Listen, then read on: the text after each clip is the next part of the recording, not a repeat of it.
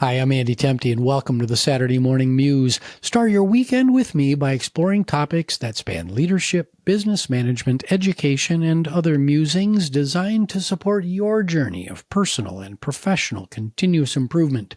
Today is December the 7th, 2024. Now, it's that time of year when we spend on holiday gifts for family and friends. According to the Conference Board, the average U.S. consumer is expected to spend $1,063 this season on holiday-related items and $677 on specific gifts for others. When adjusted for inflation, holiday spending is at or near all-time highs. However, the most disturbing statistic is that a large proportion of shoppers are still paying off the credit card debt they accumulated in 2023 to purchase holiday gifts last year. At the risk of being labeled as the Grinch who stole Christmas, we need to have a conversation in this country about our relationship with spending, debt, and investing for the future. Yes, it feels wonderful to be able to provide gifts for family and friends, but at what cost? The short-term joy of seeing the surprise on a child's face or the smile of gratitude from a friend can be followed by months of regret and financial hardship during the following year as oversized credit card balances are wrestled back into control. In the worst-case scenarios, debt piles up from excess spending and credit card payments become unmanageable, forcing a financial reckoning that can lead, ultimately, to bankruptcy. Even the best of cases, mounting credit card debt and excess spending leads to interpersonal tension and arguments between spouses and partners. According to the National Institutes of Health, 2 of the top 5 sources of relationship stress are related to, you guessed it, money.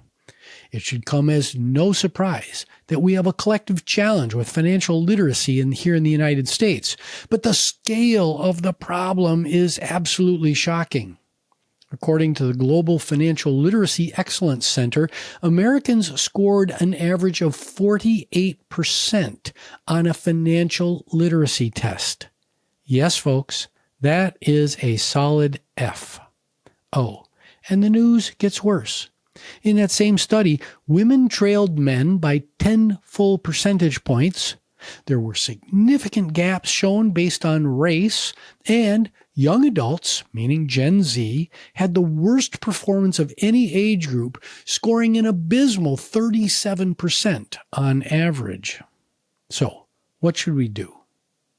I'll save the big picture, long-term solutions for another muse. Here, I'll focus on the simple things that everyone can do right now to begin a journey of continuous improvement toward financial literacy and ultimately to financial freedom. Number 1, ask why. Develop the self-discipline to take a quick time out before making the final decision to purchase a gift, or go out to dinner, or splurge on something self-indulgent. The word why, with a question mark behind it, is a simple but powerful tool for any continuous improvement practice. Instead of pressing the Buy Now button on that new pair of fancy shoes, ask yourself, do I really need these? What are my alternatives? Is there a less expensive substitute? When you go out to dinner with friends, question your menu choice.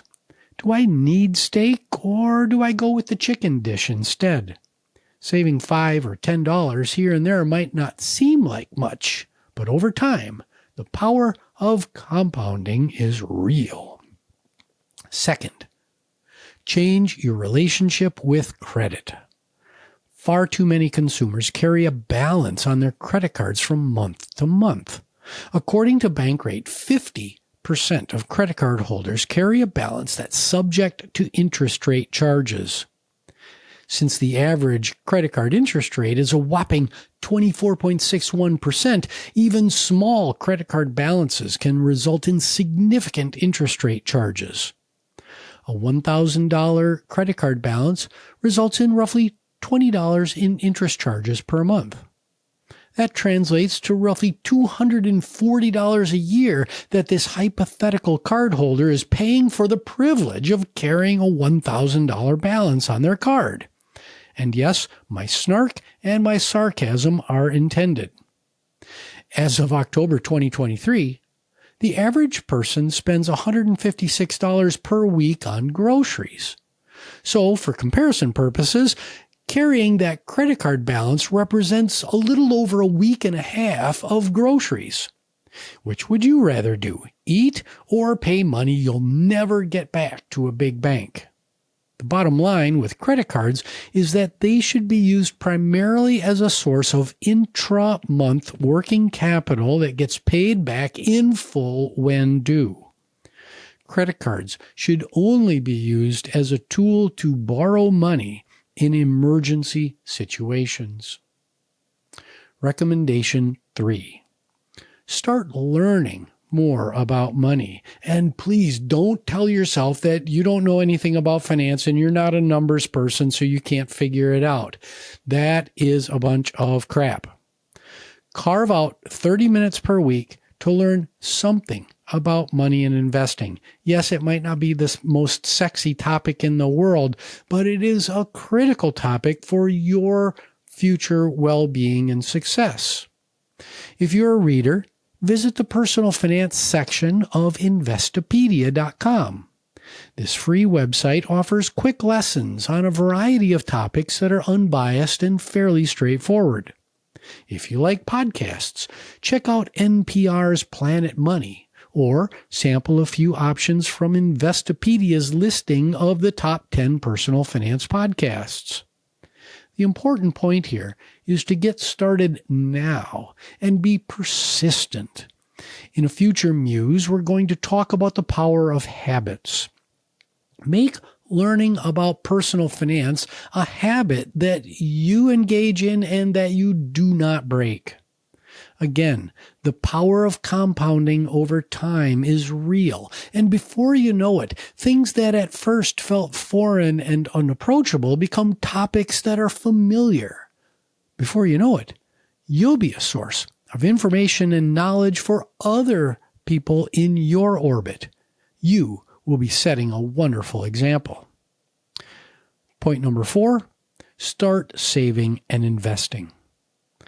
The first step in the journey of saving and investing is to make your first deposit and then develop the self-discipline to make additional deposits based on a strict schedule. It's incredibly easy to convince yourself that you'll make a deposit next week and then next week will turn into the week after and so on. My advice is to take advantage of the wonderful technology that exists here in 2024 for saving and investing. Open a savings account at your local bank and set up an auto draft out of checking for a small but meaningful amount each week or each month. Treat this account, the savings account at your local bank, as an emergency fallback fund for rainy days. Now, I'll reserve a future Muse to expand on this subject of saving and investing, but you should avoid any investment that makes you nervous or that you don't know anything about. You know that cocky guy, that bro in your friend group who's telling everyone to invest in crypto? Yeah, don't listen to him. Start on the safer side of things first, and then move forward from there. Your relationship with money is both financial and it's behavioral. How you feel about money is incredibly important. So let's stop here. Again, we'll talk more about money and investing in future Muses, but the 4 steps that I've talked about today are things that nearly everyone can do. Now, the scale that you do might be different depending on personal circumstances, but these 4 things are the steps everyone can take today to get just a little bit more financially savvy and healthy. In terms of the skills that are needed to turn this list into reality, all you need is self-discipline, a little bit of courage, definitely persistence, and certainly curiosity, and a willingness to learn.